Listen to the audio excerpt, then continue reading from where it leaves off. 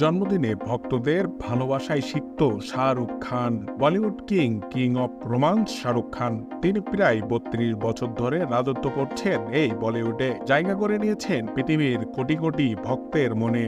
আজ সেই শাহরুখ ভক্তদের জন্য অন্যতম গুরুত্বপূর্ণ দিন। অন্য সব বছরের মতো এবারও এ দিন এক বার্ষিক ইভেন্ট হয়ে গেছে, যেখানে অনুরাগীদের ভালোবাসায় সিক্ত হয়েছেন শাহরুখ। কারণ আজ ২রা নভেম্বর RSK এর জন্মদিন বলে কথা।